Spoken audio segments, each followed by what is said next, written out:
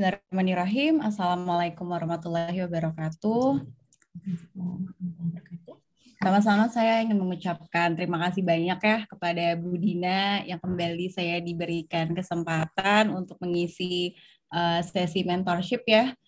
Kali ini Bu Dina meminta saya untuk memberikan sharing sih ya, sebenarnya lebih ke sharing tentang tips and tricks for writing scientific research article. Selanjutnya saya juga ingin menyapa dulu nih kakak saya, Kak Zia. Assalamualaikum Kak Zia, apa kabar Kak? Waalaikumsalam, baik Bu Nadia. Iya, jadi saya, Kak Zia, dan juga Bu Dina juga sempat sekolah bareng ya kita di Harbin, tapi kakak-kakak ini S3, saya masih S2. Mudah-mudahan saya bisa mengikuti jejak kakak-kakak nih. Amin. Iya, gitu. Dan saya juga yang menyapa Bapak dan Ibu sekalian ya. Terima kasih banyak. Selamat malam. Terima kasih banyak sudah menyempatkan hadir di sesi mentorship kali ini.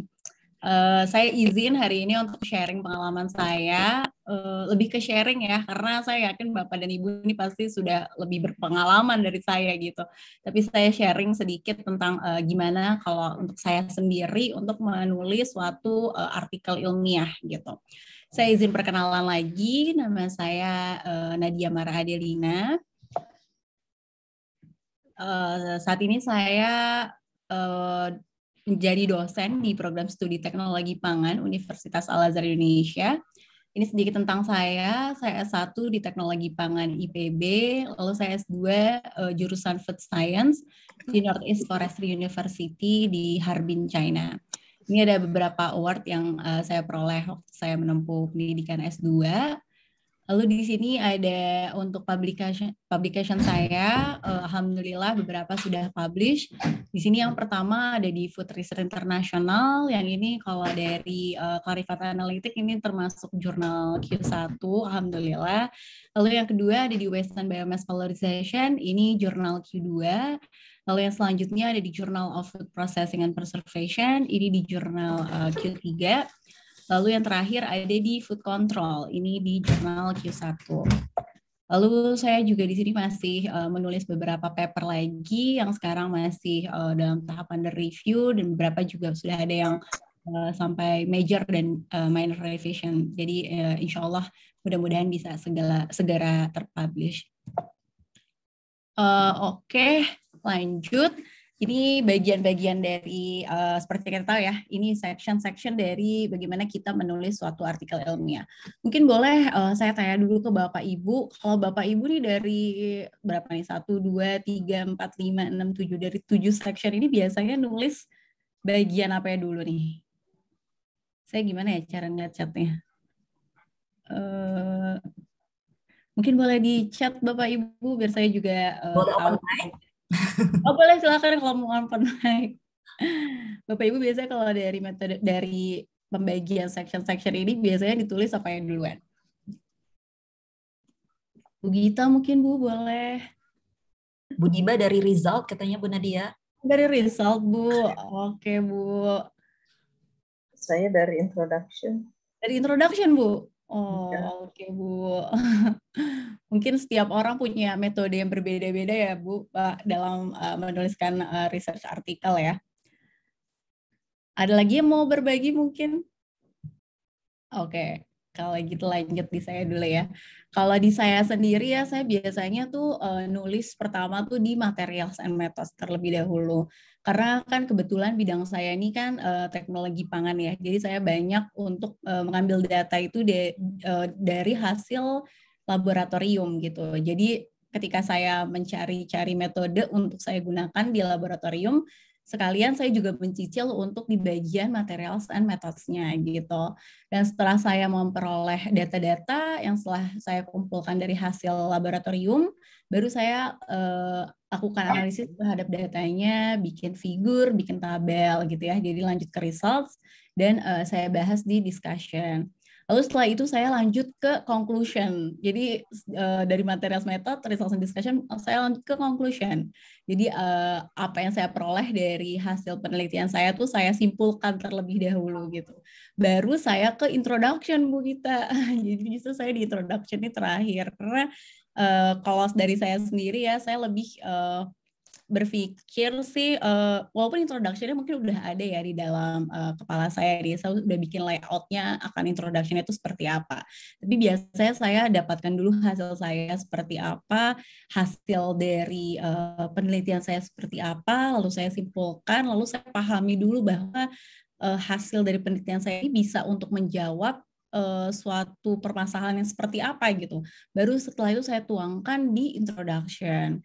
Setelah selesai di introduction, baru saya bikin abstrak dan terakhir baru title. Kalau untuk references ini menyesuaikan ya, jadi kita bikin discussion, bikin methods, bikin introduction, baru akhirnya kita juga menyempurnakan references kita gitu. Nah, karena saya mulainya di material and methods, jadi saya awali sharing saya di bagian material and method. Jadi kalau saya sendiri di bagian material and method nih, saya menceritakan tentang introducing your overall approach to the research. Jadi lebih menjelaskan data-data yang saya peroleh ini berdasarkan dari mana gitu. Apakah dari data sekunder, ataukah dari data yang diperoleh dari hasil laboratorium. Kalau Kak Jiah kan karena systematic review ya, jadi data-datanya merupakan data-data sekunder yang diambil dari research artikel yang sudah terpublish sebelumnya gitu. Lalu yang kedua yaitu find methods from a reputable journal. Jadi menurut saya ini penting banget ya Bapak Ibu, mungkin dari pengalaman saya sendiri ya, karena kalau misalkan saya waktu itu saya pernah dapat reviewer yang mempertanyakan metode yang saya gunakan. Nah saat itu alhamdulillahnya saya menggunakan metode yang memang sudah dipublish di jurnal-jurnal yang memiliki impact factor yang tinggi gitu. Jadi itu bisa menjadi perbekalan buat saya untuk menjawab si reviewer bahwa metode ini sudah digunakan dan terpublish pada high impact factor jurnal gitu. Jadi ini menurut saya penting ya, apalagi kalau misalnya kita yang mendapatkan datanya dari hasil penelitian di laboratorium.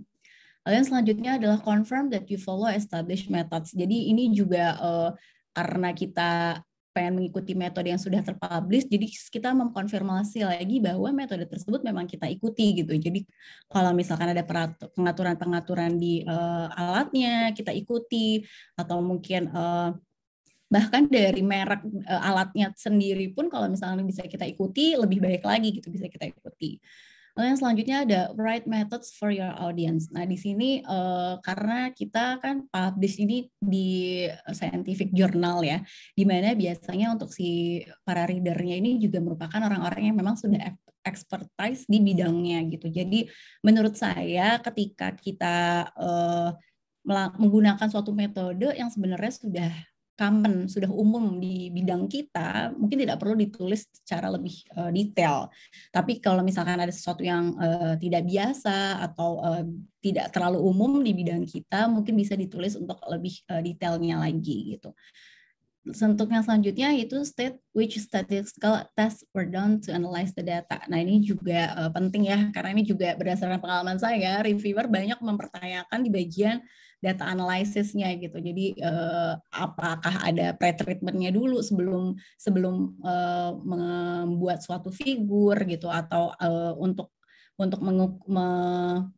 menguji tingkat perbedaannya ini menggunakan aplikasi apa gitu ya, dengan tingkat kepercayaan seperti apa dan lain sebagainya. Jadi lebih detail untuk diceritakan bagaimana kita mengolah data itu tersebut gitu.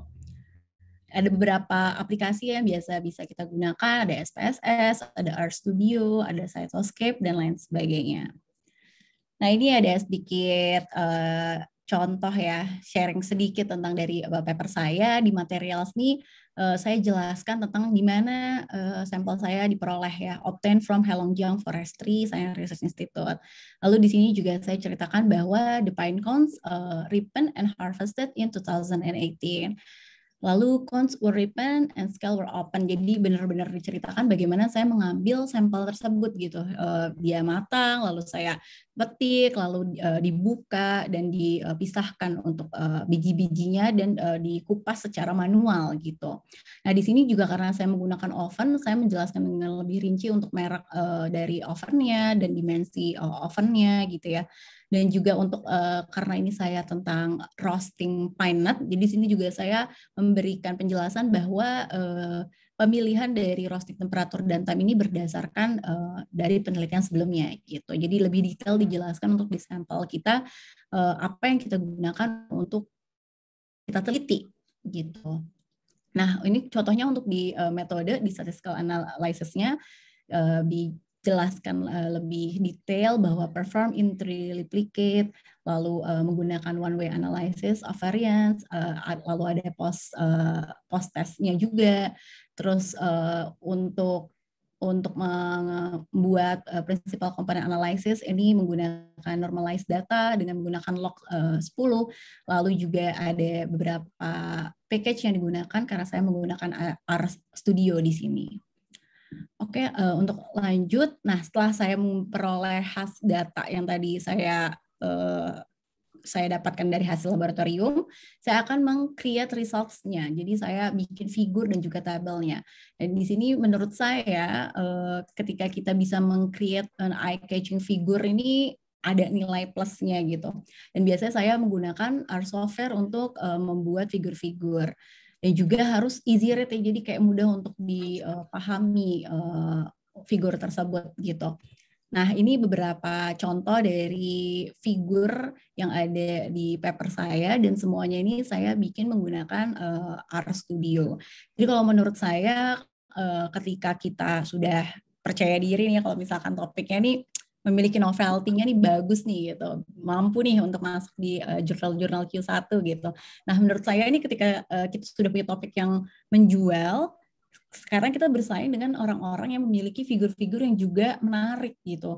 Jadi menurut saya results menampilkan figur yang menarik itu sangat penting gitu jadinya. Karena para reviewer, para editor pastinya juga akan lebih tertarik ke paper-paper yang memiliki figur yang lebih menarik, eye-catching gitu ya.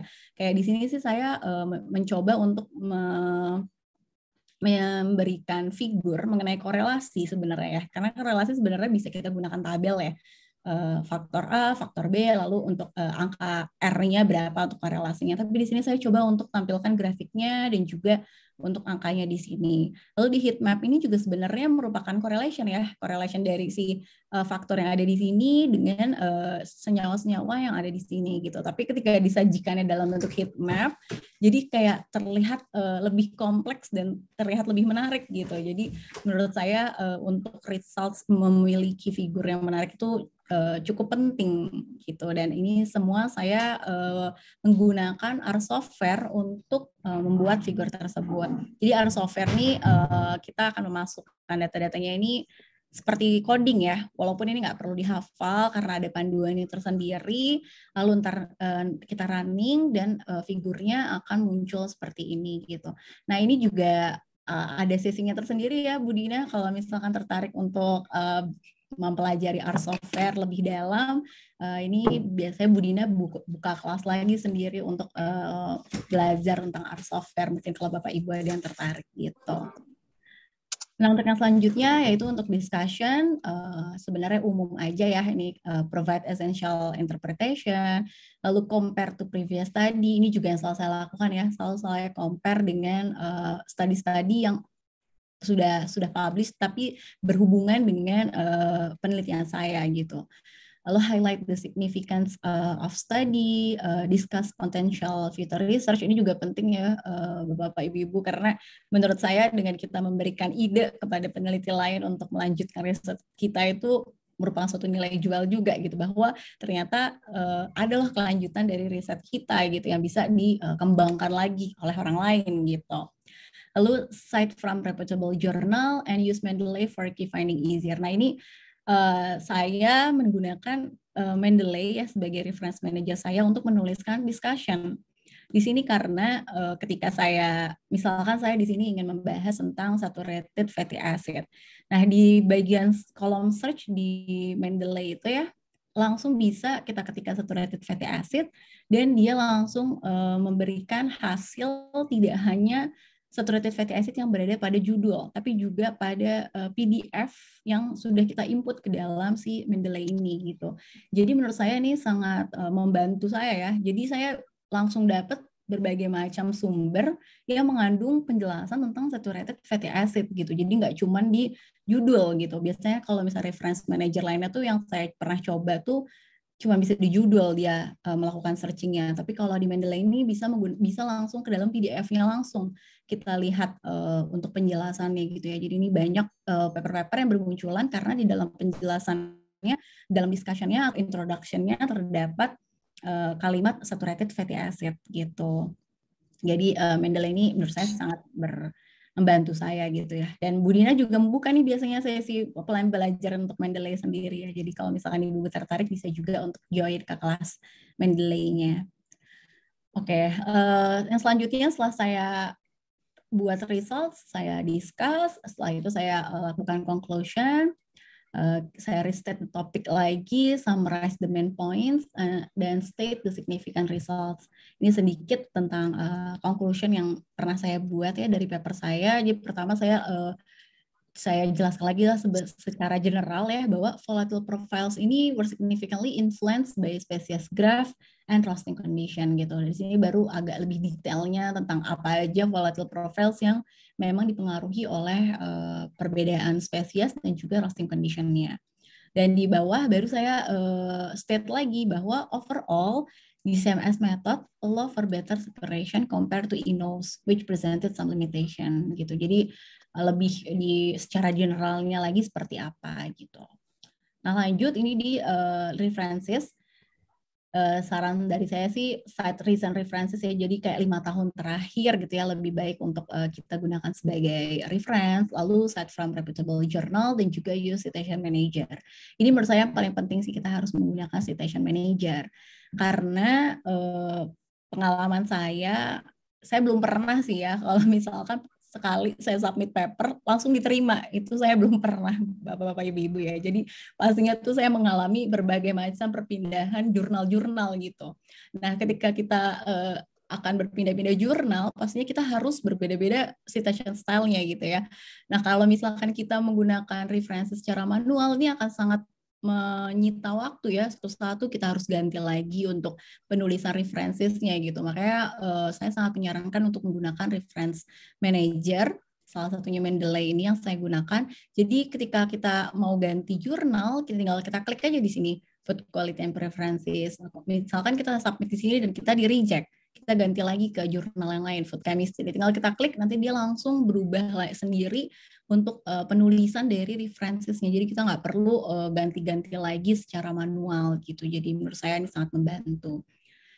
Oke, yang selanjutnya baru saya masuk ke introduction. Kalau Bu Gita tadi introduction pertama, justru saya terakhir Bu. Nah ini umum ya, saya start with general overview. Jadi awalnya secara general dulu. Jadi orang-orang yang mungkin bukan expertise di bidang tersebut juga paham tentang introduction yang saya buat di awal-awal kalimat gitu ya.